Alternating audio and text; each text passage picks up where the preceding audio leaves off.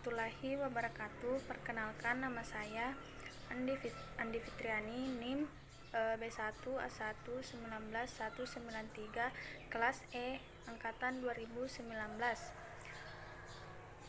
Program studi S1 Farmasi, Universitas Megareski Makassar. Baik, di sini saya akan memenuhi tugas ujian tengah semester dari mata kuliah kimia fisika dengan menjelaskan salah satu materi dari pertemuan pertama sampai pertemuan ketujuh, yaitu materi ikatan logam dan ikatan hidrogen. Langsung saja saya jelaskan. Ikatan logam adalah ikatan yang terbentuk akibat adanya gaya tarik menarik yang terjadi antara ion antara ion ke ion positif dengan elektron pada kulit terluar atau valensi dari suatu atom unsur logam. Elektron pada atom logam dapat bebas bergerak karena atom logam mempunyai sedikit elektron valensi, sehingga sangat mudah untuk dilepaskan, sehingga dapat membentuk ion positif. Ikatan logam mempunyai kekuatan yang dipengaruhi oleh yang pertama, yaitu jari-jari atom akan makin besar. Jari-jari atom dapat menyebabkan ikatan logam akan semakin lemah. Yang kedua yaitu jumlah elektron valensi. Makin banyak elektron valensinya, maka ikatan logam semakin kuat. Sedangkan yang ketiga yaitu jenis elektron S, P atau D. Logam-logam blok S ikatannya paling lemah, dan logam-logam blok D ikatan logamnya paling kuat. Itu tadi kekuatan ikatan logam. Adapun sifat-sifat dari ikatan logam yaitu yang pertama, mempunyai permukaan yang mengkilap, di mana yang menurut teori Drude-Lorentz yaitu jika cahaya tampak atau visible jatuh pada permukaan logam, sebagian elektron valensi logam akan tereksitasi. Yang kedua yaitu penghantar daya listrik atau konduktor. Daya hantar listrik pada logam disebabkan oleh adanya elektron valensi yang bergerak bebas dalam kristal logam. Sedangkan yang ketiga yaitu penghantar panas yang baik. Sama halnya dengan daya hantar listrik. Daya hantar panas juga disebabkan adanya elektron yang dapat bergerak dengan bebas. Sedangkan yang keempat yaitu daya tempa dibengkokkan dan ditarik. Logam yang bersifat lentur mudah dibengkokkan, mudah ditempa, tetapi tidak mudah untuk dipatahkan, seperti pada contoh paper chip yang memiliki karakteristik terjadi karena kisi-kisi kation atau ion positif bersifat baku atau diam di tempat, sedangkan elektron valensi logam bergerak bebas.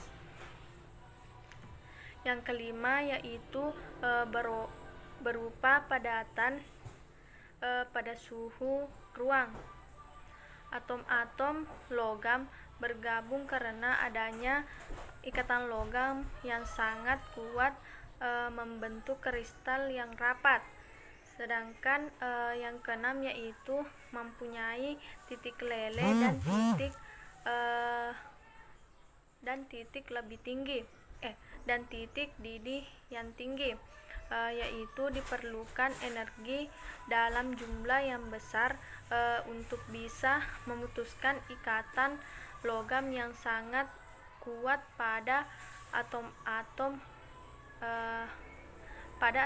logam. Sedangkan yang ketujuh yaitu memberi efek fotolistrik dan efek termionik. Apabila elektron bebas pada ikatan logam memperoleh energi yang cukup dari luar, maka akan dapat menyebabkan terlepasnya elektron pada permukaan logam tersebut.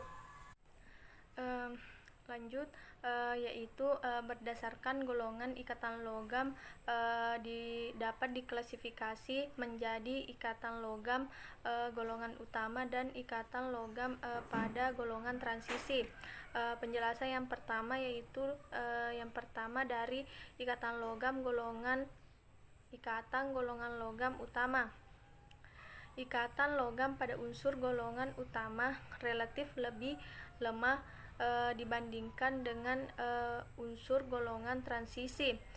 Adapun contoh dari ikatan golongan logam utama yaitu kristal besi lebih kuat. Sedangkan penjelasan yang kedua yaitu ikatan logam pada logam golongan transisi. Logam transisi cenderung memiliki titik lele dan titik didih yang lebih tinggi.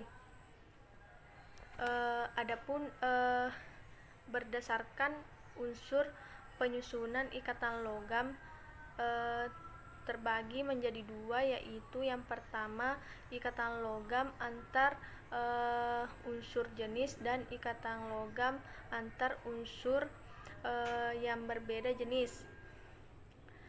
Ikatan logam antar unsur jenis misalnya yaitu ikatan antara unsur litium dengan litium yang lainnya. Sedangkan ikatan logam mempunyai teori-teori. Yang pertama yaitu teori awan elektron, di mana pada teori ini dikemukakan oleh Drude dan Lorentz pada awal abad ke-20.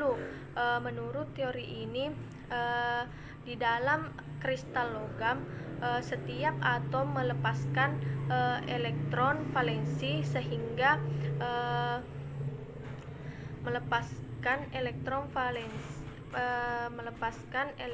valensi sehingga terbentuk awan elektron dan ion bermuatan positif yang tersusun rapat dalam awan elektron awan. Teori yang kedua yaitu teori resonansi. Teori resonansi pada tahun 1965, Pauli mengemukakan ikatan logam dengan menetapkan konsep resonansi. Menurut teori ini, ikatan logam merupakan ikatan kovalen dan sesuai dengan struktur kristal logam yang dapat diamati pada eksperimen, maka diperkirakan terjadi resonansi. Yang ketiga yaitu teori pita. Teori pita dikenal logam yang tidak dikenal sebagai logam yang tidak begitu baik menghantarkan listrik yang disebut dengan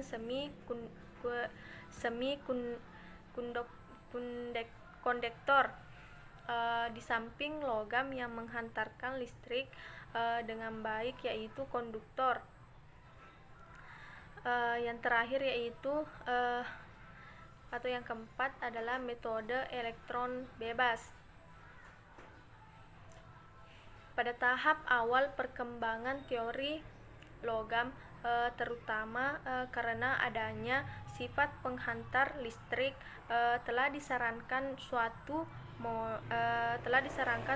model ikatan logam yang didasarkan pada adanya elektron bebas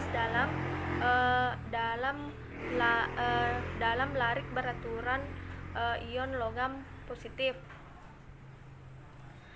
Baik, selanjutnya penjelasan tentang reaksi senyawa logam, yaitu logam-logam alkali mempunyai beberapa sifat fisik, antara lain semuanya lurak, putih, mengkilat, dan mudah dipotong.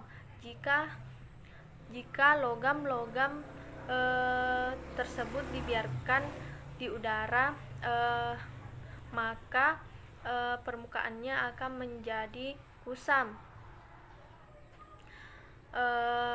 Karena logam-logam tersebut mudah bereaksi dengan air atau oksigen dan biasanya disimpan dalam minyak tanah. Itulah tadi penjelasan tentang ikatan logam. Selanjutnya penjelasan tentang ikatan hidrogen. Pengertian ikatan hidrogen merupakan ikatan antara molekul yang memiliki atom H yang terikat pada atom yang memiliki keelektronegativitas yang tinggi. Ikatan hidrogen juga dapat didefinisikan sebagai sejenis gaya tarik antar molekul yang terjadi antara dua muatan listrik parsial dan polaritas yang berlawanan. Ikatan hidrogen mempunyai titik didih suatu senyawa. Semakin besar ikatan hidrogennya, maka semakin tinggi suatu titik didihnya. Namun khusus pada air atau H2O terjadi dua ikatan hidrogen pada tiap molekulnya. Adapun klasifikasi dari ikatan hidrogen yaitu yang pertama, ikatan hidrogen intramolekuler, yaitu ikatan hidrogen yang terjadi pada molekul yang berbeda antar molekul.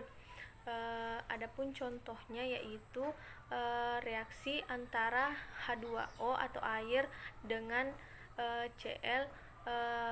Terdapat beberapa ikatan hidrogen yang terjadi antar molekul yaitu H2O dan Cl, sehingga sebanyak pasang elektron bebas di sekitar ion Cl.